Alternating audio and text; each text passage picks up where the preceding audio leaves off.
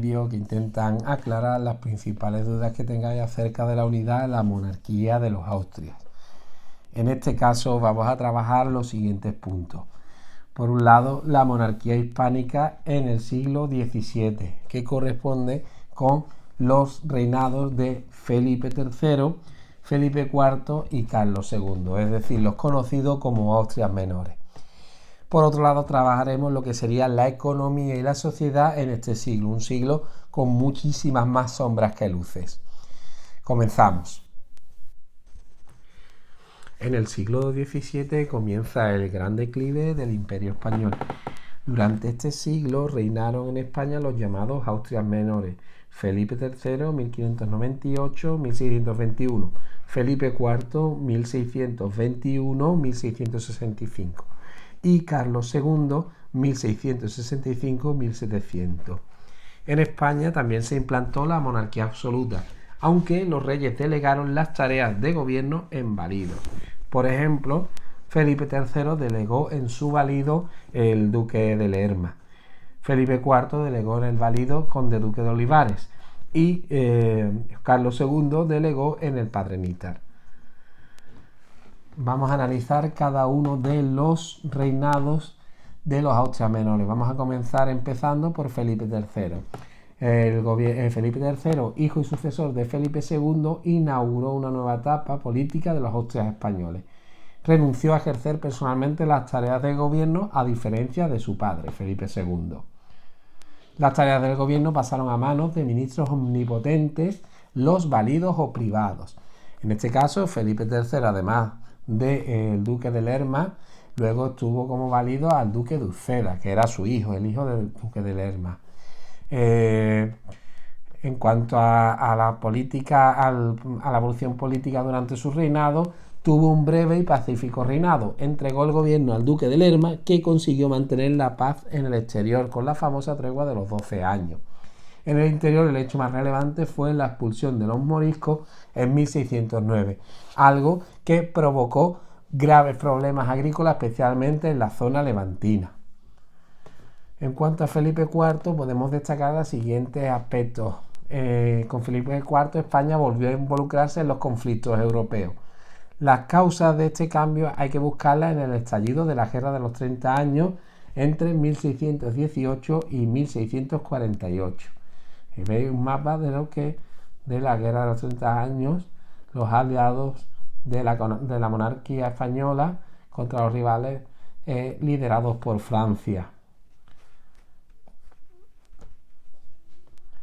El gran válido de Felipe IV sería el conde duque de Olivares, aunque también tuvo otro válido en Luis de Haro. El válido del rey era partidario de la guerra con la que pretendía mantener la hegemonía de los Habsburgo en Europa. A pesar de algunas victorias como en Breda, pronto se sucedieron las derrotas. La paz de Westfalia en 1648 puso fin a la guerra y da comienzo a la gran hecatombe que sufrirá el Imperio Español y que terminará ya en el siglo XIX. En Cataluña las autoridades pidieron ayuda a Francia y la guerra se prolongó hasta 1652. La paz con Francia no se firmó ya hasta 1659 y fue conocida como la Paz de los Pirineos y significó la entrega del Rosellón y parte de la Cerdaña a los franceses. Ahí veis el mapa de la Paz de Westfalia, cómo quedan los territorios, especialmente el Rosellón aquí que tuvo que entregar. Son los territorios perdidos por las paces de Westfalia y de los Pirineos. Estos son los dominios de Felipe II que se perderán y los dominios de Carlos I. El ocaso ya total de la monarquía de los Austrias y el fin de esta dinastía con la llegada de la familia de los Borbones en 1700 correrá a cargo de Carlos II, conocido como el hechizado. De naturaleza frágil, se dice que no comenzó a andar hasta los 7 años y que no articulaba bien palabras hasta los 9, tuvo grandes problemas durante su reinado. Carlos II constituyó el momento más crítico del imperio. Se unieron la propia incapacidad del rey más la corrupción de sus válidos.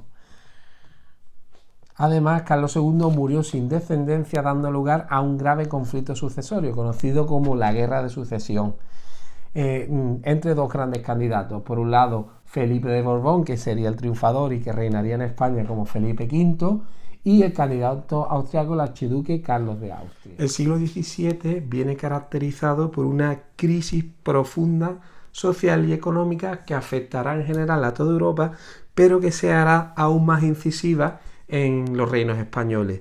Por lo tanto, vamos a analizar las causas de esa crisis demográfica, vamos a analizar también las consecuencias que esa crisis demográfica traerá en la economía y los consecuentes problemas sociales.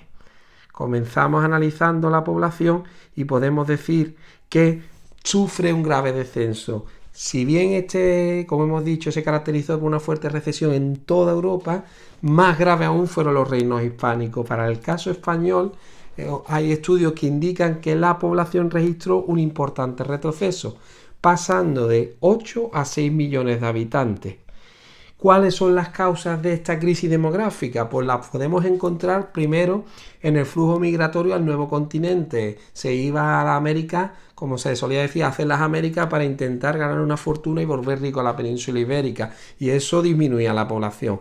En las bajas ocasionadas por las guerras. Estamos en un momento de la guerra de los 30 años y en un conflicto, en continuos conflictos bélicos, tanto en el interior como en el exterior.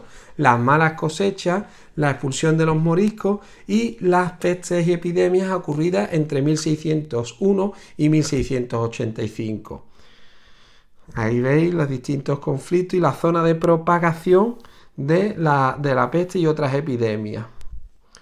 En cuanto a la crisis económica, vamos a analizar los distintos sectores. La agricultura empeoró ya de por sí la precaria situación que tenía de partida.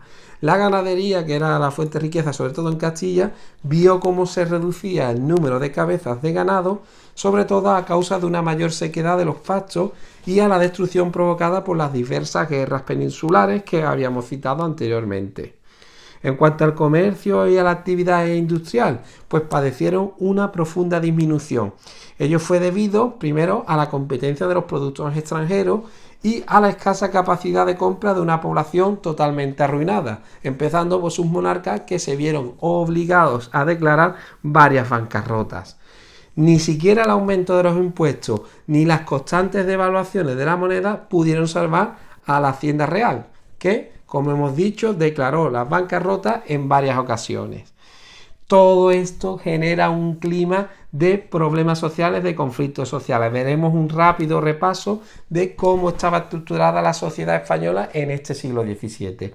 El flujo de riqueza que provenía de América durante el siglo XVI se usó para consolidar un modelo social de tipo nobiliario, en el cual los capitales se dedicaban a la compra de tierras, casas, etc. Es decir, la mayoría de ese recurso, ese dinero venido de América, esa riqueza, ese oro, esa plata, no se invertía en negocio, en industria, sino que se invertía en tierras. Por lo tanto, se inmovilizaba esos recursos monetarios. Frente a unos pocos privilegiados, existía una enorme masa de población empobrecida que venía representada sobre todo por los campesinos y los artesanos. Es la gran diferencia entre las clases nobiliarias, los grandes de España y el resto de la masa popular.